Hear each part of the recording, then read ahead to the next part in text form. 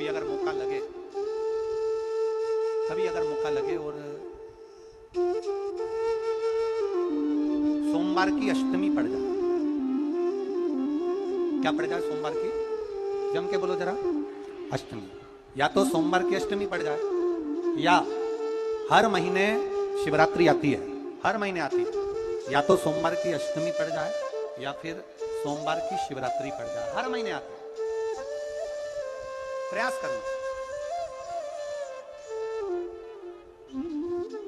कहीं से देसी गाय का दूध मिल जाए, थोड़ा सा दूध देसी गाय का मिल जाए, थोड़ा सा।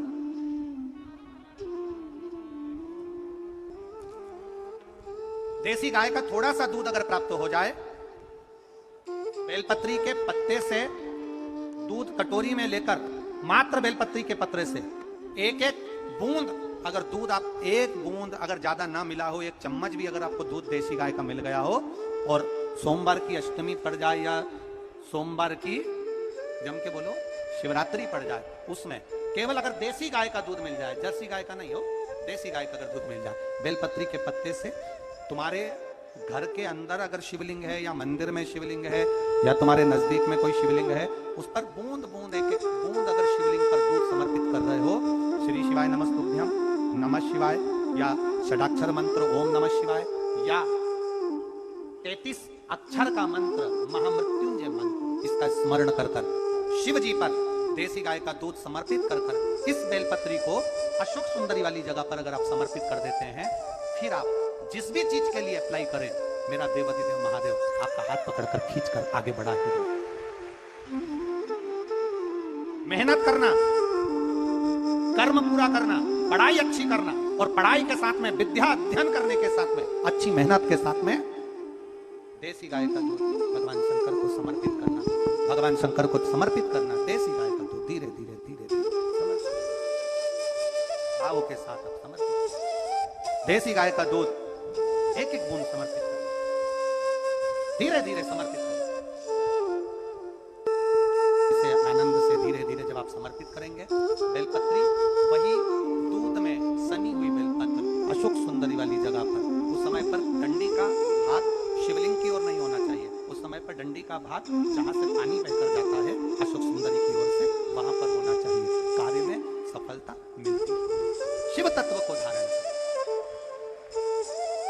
शिव की आराधना, शिव महापुराण की कथा कर रही है,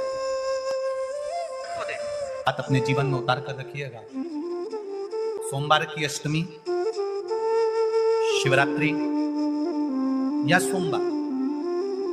प्रदोष, बन सके तुम्हारे पास में शिवालय हो या बेलपत्री का वृक्ष हो,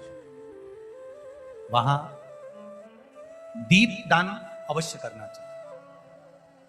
अब एक बात का स्मरण आपको रहे थोड़ा सा, अगर किसी कामना के वश अगर हम दीप लगा रहे हैं या हमारे मन में कोई भाव उत्पन्न है और हम बाबा से कहना चाहते हैं कि बाबा मेरा ये कार्य है आप पूर्ण करिएगा, तो फिर शिव मंदिर में भी लंबी बाती का दीप आप प्रदोष या सोमवार की अष्टमी या सोमवार या आप शिवरात्रि को बाबा से निवेदन कर कर लगा सकते हैं। हाँ, विशेष जब कोई एक बहुत बहुत बड़ी बात हो और आपके कार्य में कहीं अटकल हो रही हो, तो एक ही दीप में दो बाती, शिव और शक्ति, लंबी बाती बनाई, शिव और शक्ति के नाम से दो बाती एक साथ एक दीप में भी लगा सकते। पर कब, जब विशेष कोई आपका कार्य हो और वो अटक रहा, विशेष कोई कार्य और आप बाबा से प्रार्थना कर रहे हो, तो दो बाती का भी प्रयोग आप कर सकते। चमी की जो पत्ती होती है, एक पत्ती में जितनी पत्तियां लगी होती हैं और एक पत्ती के अंदर, जरा ध्यान देंगे, जैसे इस पत्ती में ढेर सारी पत्तियां लगी हुई है, उस पत्ती में से भी एक पत्ती तोड़ोगे और एक पत्ती तोड़ने पर उस पत्ती को भी अगर गिनोगे तो उसमें बहुत सारी पत्तियां होती हैं। आज प्रयास करना, अगर कहीं आपको शमी की पत्ती मिले तो जैसे ये पत्ती, इस पत्ती को तोड़ा गया, इस पत्ती में से एक पत्ती निकाली गई और एक पत्ती निकालकर आप धीरे से रखना, उसमें भी बारीक बारीक बारीक बारीक बारीक बारीक बहुत सारी पत्तियां नजर आती हैं। शिव महापुराण की कथा कहती है, जो सोमवार की अष्टमी हो या प्रदोष का व्रत हो या 12 महीने की शिवरात्रि हो या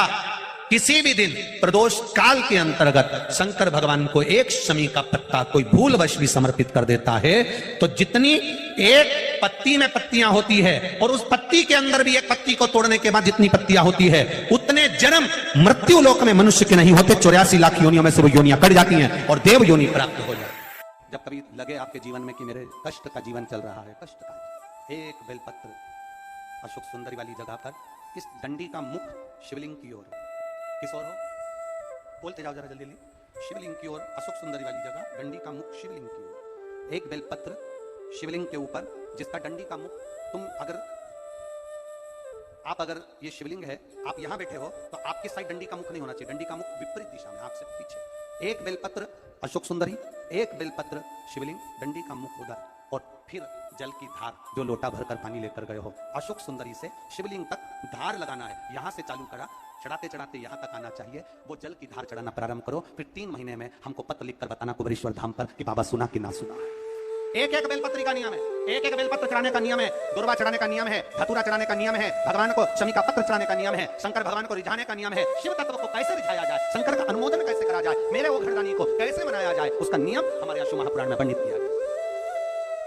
महापुराण में बार बार वर्णन करा गया कि एक बेलपत्र का नियम अपने जीवन को हम धारण करें तो बेलपत्र कैसी चढ़ना चाहिए, उसका सुख क्या होना चाहिए।